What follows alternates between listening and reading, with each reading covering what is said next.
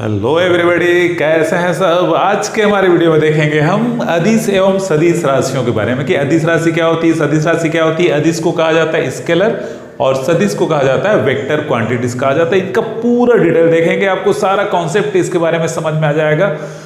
तो चलिए स्टार्ट करते हैं। एक्चुअली यहाँ पर क्या होता है, जो फिजिक्स का टॉपिक है ये कंपटीशन एग्जाम में भी पूछा जाता है ना। कंपटीशन एग्जाम में भी इससे रिलेटेड क्वेश्चन पूछा जाता है। केवल 9th या 12th या 11th 10th के सिलेबस में नहीं रहता है ना। मेन कहा जाए तो ये 9th और 11th के सिलेबस में थोड़ा थोड़ा सा आता है। आजकल 11th में ज़्यादा रहता है, पूरा फुल डिटेल रहता है, पूरा कॉन्सेप्ट इसका रहता है। तो उसके बारे में जो बेसिक बातें क्या होती है वो मैं बताऊँगा आज आपको, ताकि आपके कंपटीशन एग्जाम में भी काम आए और बाकी जो आपके यदि आप हाई स्कूल या हायर सेकेंडरी में पढ़ रहे हैं तो वहाँ पर भी आपको काम आए। और एक महत्वपूर्ण बात, यदि आपको अच्छा लगे तो आप लाइक और शेयर जरूर करना और चैनल को सब्सक्राइब भी करना। चलिए बात करते हैं यहाँ पर अदिश एवं सदिश राशि। सिंपल, जैसे फिजिक्स में क्या होता है, जो राशियाँ होती हैं उनको क्या कहते हैं, भौतिक राशियाँ कहते हैं। फिजिकल क्वांटिटी होती हैं, तो फिजिकल क्वांटिटी जो मापन योग्य होती है या जिनका हम मापन कर सकते हैं, जिसको मेजर कर सकते हैं, वो फिजिकल क्वांटिटी होती है या भौतिक राशियां होती हैं। तो भौतिक राशियों में क्या होता है, एक परिमाण, ठीक है। परिमाण मतलब एक संख्या होता है ना। किसी भौतिक राशि का परिमाण की बात करें तो परिमाण मतलब एक संख्या होती है। तो वो तो सब में होता है, चाहे वो अदिश हो या सदिश हो। तो हम इन दोनों को अलग अलग यदि हम देखें, यदि हम अदिश को परिभाषित करें, अदिश या स्केलर को परिभाषित करें, तो वह भौतिक राशि जिसको एक्सप्लेन करने के लिए केवल परिमाण की आवश्यकता होती है। ओके, पॉसिबल है। वे भौतिक राशियां जिसको व्यक्त करने के लिए, जिसको स्पष्ट करने के लिए केवल परिमाण की आवश्यकता होती है, वो होगा अदिश राशि, ठीक है। और सदिश की बात करें, वेक्टर क्या हो जाएगा, परिमाण भी होगा और दिशा भी होगा। तो ये अंतर है दोनों में, दिशा का अंतर है। दिशा दोनों में मुख्य डिफरेंस दिशा का है। तो इस प्रकार हम क्या, दोनों में अंतर क्या आ गया, दिशा परिमाण तो इसमें भी है, इसमें भी है, केवल अंतर क्या आ गया, दिशा का आ गया। तो इस दिशा के अंतर को आप कैसे समझ सकते हो, ये नाम से स्पष्ट है, स धन दिश। दिश मतलब क्या हुआ, दिशा, और स मतलब क्या हुआ, सहित। तो जो दिशा सहित मतलब वे भौतिक राशियां जिनको व्यक्त करने के लिए परिमाण के साथ साथ दिशा की भी जरूरत पड़ेगी। बिना दिशा के उसको हम स्पष्ट नहीं कर सकते। जैसे एग्जांपल लेकर चले, है ना। थोड़ा सा अदिश को हम कैसे लिखेंगे, आ प्लस दिश। अ मतलब नहीं, मतलब जिसमें दिशा नहीं होती है, ठीक है। जैसे हम कहते हैं कोई अनाम, अनाम मतलब नाम नहीं है, ऐसा, ठीक है। तो अब यहां पर थोड़ा सा एग्जाम्पल लेकर भी हम देखें कि जैसे किसी वस्तु की लंबाई की बात करें, लंबाई मान लो 15 सेंटीमीटर। तो ये किसी वस्तु की, जैसे ये एक, इसकी लंबाई की बात करें, इसकी लंबाई मान लो 15 सेंटीमीटर है। तो इसके लिए केवल 15 सेंटीमीटर कहने से पूरा फिक्स हो जाता है, पूरा सारा चीज स्पष्ट हो जाता है कि इसमें और कुछ बताने की हमको आवश्यकता नहीं रहती। सिंपल सी बात है। और क्या बताओगे, 15 सेंटीमीटर हो गया, इसका लंबाई 15 सेंटीमीटर हो गया। इसको इस दिशा से भी नापो, या ऐसे करके नापो, या ऐसे करके नापो, कैसे भी करके नापो, इसकी लंबाई उतनी ही होगी, 15 सेंटीमीटर होगी। इसलिए क्या है, ये क्लियर हो गया है कि इसको बताने के लिए और कोई राशि की जरूरत नहीं है। परंतु हम किसी वस्तु पर जैसे लगने वाले बल की बात करें, है ना, ये लंबाई क्या है, अदिश राशि है। अब यदि एक वस्तु है, इस पर बल लगाते हैं, 5 न्यूटन का बल लगाना है ना। हम यदि कह दें कि एक वस्तु पर 5 न्यूटन का बल लगाया जा रहा है, तो सोच में पड़ जाएंगे। सोच में कैसे पड़ेंगे बताओ। किसी वस्तु पर 5 न्यूटन का बल लगाया जा रहा है, तो कैसे लगाया जा रहा है, क्योंकि किसी वस्तु पर अलग अलग दिशा में बल लगाने से उसका प्रभाव अलग अलग होगा। जैसे आप किसी वस्तु को धकेलते हैं, तो किस दिशा में धकेल रहे हैं, किस दिशा में पुश कर रहा है इसका इफेक्ट वहां पर दिखता है। तो बल लगाना मतलब क्या होता है, बल लगाने से वस्तु में मोशन आ सकता है, मोशन कर रहा है वो रेस्ट में आ सकता है, उसका साइज चेंज हो सकता है बल लगाने से, फोर्स अप्लाई करने से। तो इस प्रकार इस पर जब तक हम क्लियर नहीं करेंगे, इस पर जो बल लग रहा है 5 न्यूटन का, मान लो ये इस तरफ लग रहा है, तो दिशा पता चलेगा यहाँ पर कि उत्तर की ओर लग रहा है या दक्षिण की ओर लग रहा है, तब वो स्पष्ट होगा।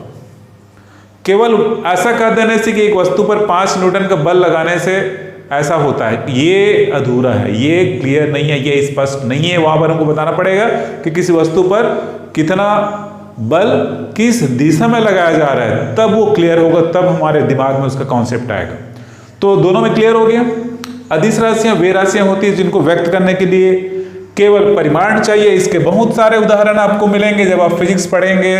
लंबाई है, द्रव्यमान है, आयतन है ना, लंबाई, द्रव्यमान, आयतन, समय समय समय समय समय समय पर रुक जाते, थोड़ा सा समय रुकता नहीं, पर समय को बात करने के लिए अब समय आपके घड़ी जैसे, मतलब ये घड़ी है, घड़ी में टाइम बताएंगे कितना बजा है, 10 बजा है ना, 10 बजा। क्या इतना कहने से क्लियर है, ये परिमाण है, 10 बजे मतलब इसका परिमाण है समय का, ये इसका परिमाण है ना। पर इसमें हमको प्लस क्या करना पड़ेगा, दिशा करना पड़ा था। तो 10 बजे है तो 10 बजे बस कह देंगे, 10 बजे उत्तर दिशा में, 10 बजे पूरब दिशा में, ऐसा तो नहीं कहेंगे।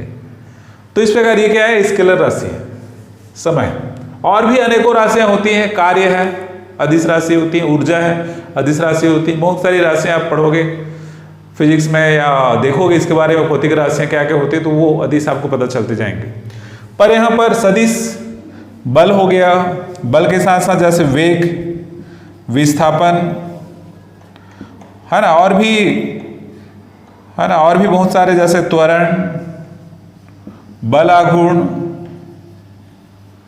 संवेग, अनेकों राशियां होती हैं। इनकी संख्या बहुत ज्यादा है। जब आप फिजिक्स पढ़ेंगे आपके किसी क्लास में, जैसे 11 12 में पढ़ते हैं, तो आपको पता चल जाता है कि वहां पर क्या क्या और भी ये राशियां होती हैं। अब इनमें थोड़ा सा अंतर देखते हैं कि क्या होता है। अंतर तो पता चल गया कि अदिश में क्या होगा, परिमाण बस होगा, सदिश में क्या होगा, परिमाण और दिशा दोनों होगा। अब इसको सामान्य बीजगणित, सामान्य बीजगणित मतलब जो बीजगणित आप पढ़े हो, जोड़ना घटाना गुना, जोड़ना घटाना गुना भाग से किया जाता है। मतलब दो अदिशों का, मतलब 2 अदिश राशियां हैं, वो सामान्य बीजगणित नियमों का पालन करती हैं जोड़ने घटाने गुना भाग के लिए। ये सामान्य बीजगणित नियम का पालन नहीं करती है, मतलब सदिश राशियों को जोड़ना घटाना है गुना करना है, तो वो सामान्य बीजगणितीय नियम से पालन नहीं करती। इनको जैसे जोड़ना है मतलब योग, तो वहां पर त्रिभुज नियम होता है, समांतर चतुर्भुज नियम होता है। यदि गुणा करना है, गुणा करना, मल्टीप्लिकेशन करना है, प्रोडक्ट, तो वहां पर अदिश व सदिश गुणा करना पड़ता है ना, या और क्या कहते हैं उसको, डॉट व क्रॉस प्रोडक्ट कहते हैं, है ना। गुणनफल को क्या कहते हैं, प्रोडक्ट भी कहते हैं। तो ये यूज करना पड़ता है। मतलब सदिश को हम सामान्य बीजगणित से, या सदिश है वो सामान्य बीजगणितीय नियमों का पालन नहीं करता। इनको जोड़ने के लिए, सदिशों को जोड़ना है तो त्रिभुज नियम या चतुर्भुज नियम, समांतर चतुर्भुज नियम का यूज करते हैं। गुणा करना है तो अदिश और सदिश गुणा 2 प्रकार का होता है, जिसको डॉट और क्रॉस प्रोडक्ट, जैसे A डॉट B ऐसा, या A क्रॉस B, उसका यूज करना पड़ता है। तो बहुत सारी बातें पता चल गई अदिश और सदिश के बारे में। हम यहाँ पर इसकी सामान्य जानकारी देख रहे हैं, मुख्य मोटी मोटी बातें। यहाँ पर अदिश में केवल परिमाण होगा, दिशा नहीं होगा। सदिश में परिमाण के साथ साथ दिशा भी होगा।